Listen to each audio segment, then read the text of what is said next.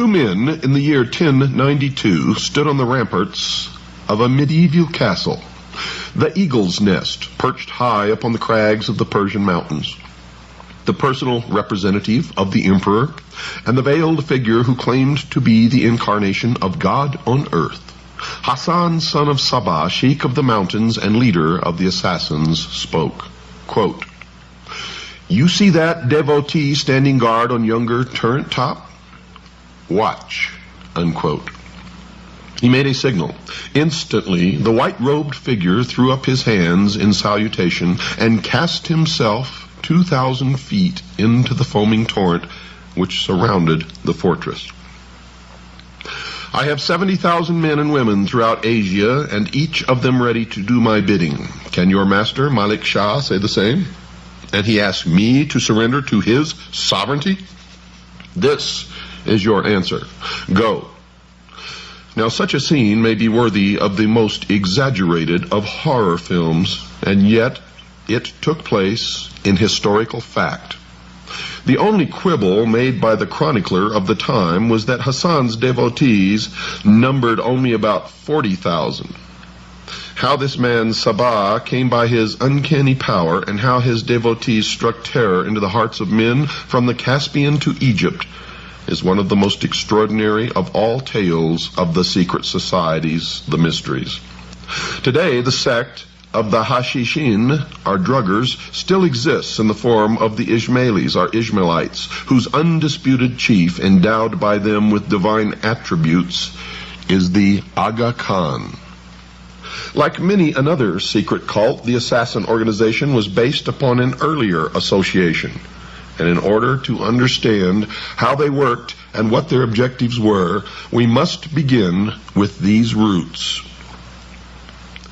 It must be remembered, dear listeners, that the followers of Islam in the 7th century AD split into two divisions: the Orthodox, who regard Muhammad as the bringer of divine inspiration, and the Shias, who consider that Ali, his successor, the fourth Imam or leader, was more important. It is with the Shias that we are concerned here. From the beginning of the split in the early days of Islam, the Shias relied for survival upon secrecy, organization, and initiation. Although the minority party in Islam, they believed that they could overcome the majority and eventually the whole world by superior organization and power. To this end, they started a number of societies which practiced secret rites in which the personality of Ali was worshipped, and whose rank and file were trained to struggle above all for the accomplishment of world dominion.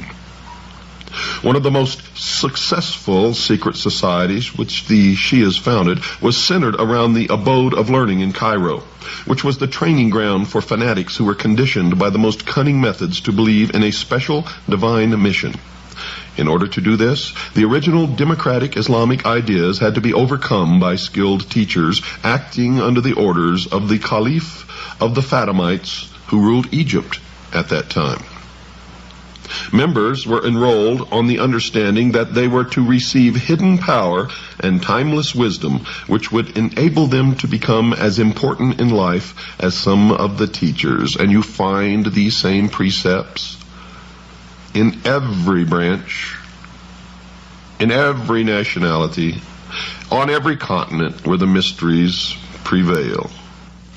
The Caliph saw to it that the instructors were no ordinary men. The supreme judge was one of them. Another was the commander-in-chief of the army. A third, the minister of the court.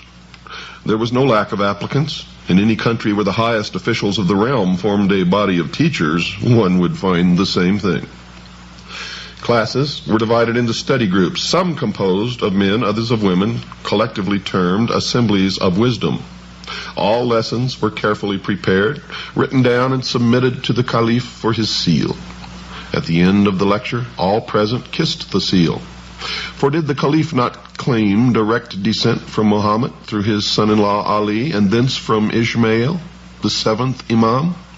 He was the embodiment of divinity, far more than any Tibetan Lama ever was.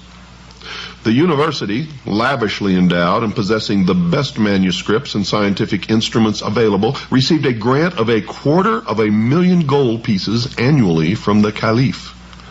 Its external form was similar to the pattern of the ancient Arab universities, not much different from Oxford, but its real purpose was the complete transformation of the mind of the student.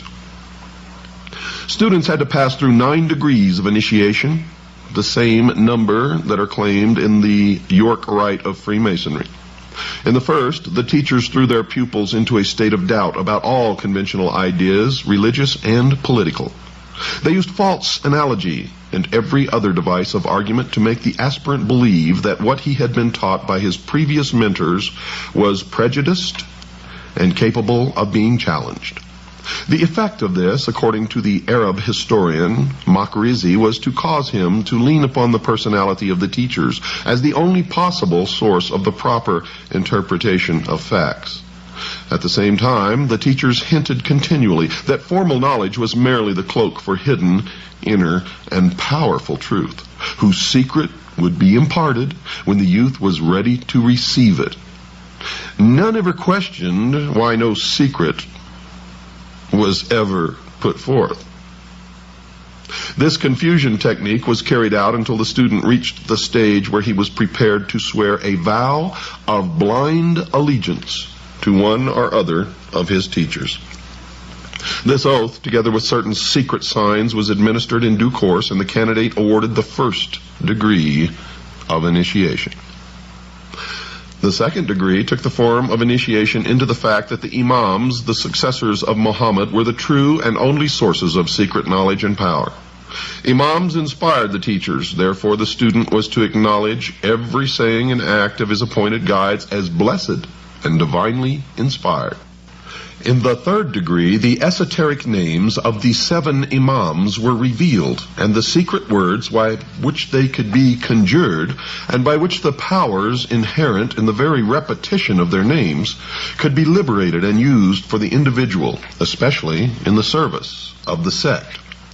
In the fourth degree, the succession of the 7 mystical lawgivers and magical personalities was given to the learner. These were characterized as Adam, Noah, Abraham, Moses, Jesus, Muhammad, and Ishmael. There were 7 mystical helpers: Seth, Shem, Ishmael, Aaron, Simon, Ali, and Muhammad, the sons of Ishmael. This last was dead, but he had a mysterious deputy who was the Lord of the time, authorized to give his instructions to the people of truth, as the Ismailis called themselves. This hidden figure gave the Caliph the power to pretend that he was acting under even higher instructions. The fifth degree named 12 apostles under the 7 prophets, whose names and functions and magical powers were described. In this degree, the power to influence others by means of personal concentration was supposed to be taught. One writer claims that this was done merely by the repetition for a period of 3 years to train the mind of the magical word Ak-Zapt-I.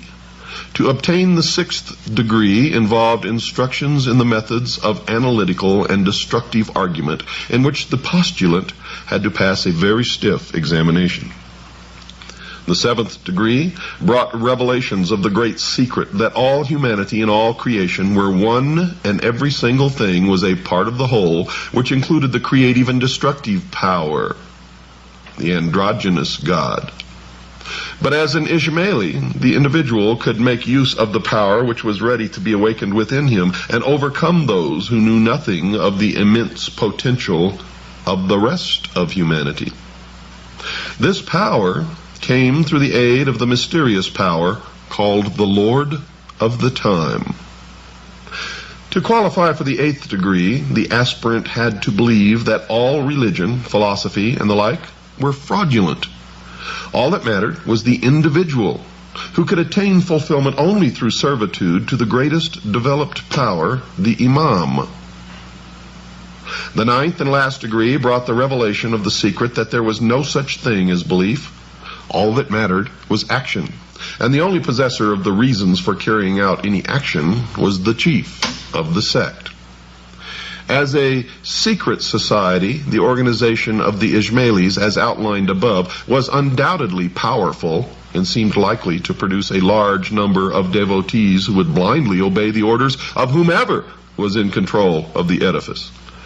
But, as with many other bodies of this kind, there were severe limitations from the point of view of effectiveness. Perhaps the phase of revolt or subversion planned by the society did not in the end get underway. Perhaps it was not intended to work by any other means than training the individual. Be that as it may, its real success extended abroad only to Baghdad in 1058, where a member gained temporary control of Baghdad and coined money in the Egyptian caliph's name.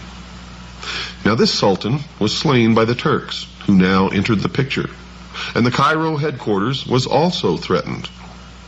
By 1123, the society was closed down by the vizier Afdal.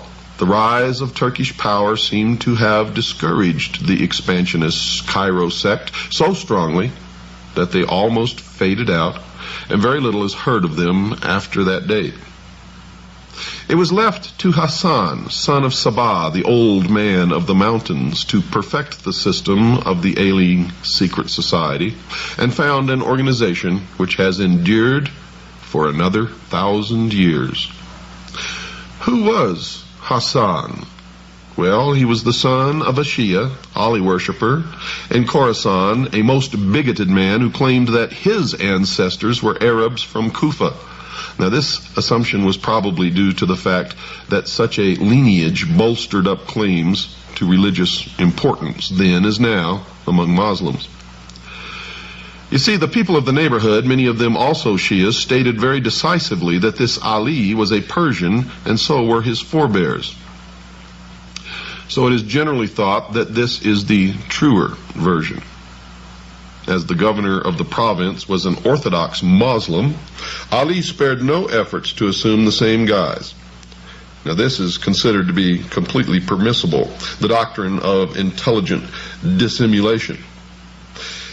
As there was some doubt as to his reliability in the religious sense, he retired into a monastic retreat and sent his son Hassan to an Orthodox school.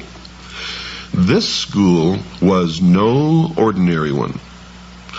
It was a circle of disciples presided over by the redoubtable Imam Muwafiq, about whom it was said that every individual who enrolled under him eventually rose to great power.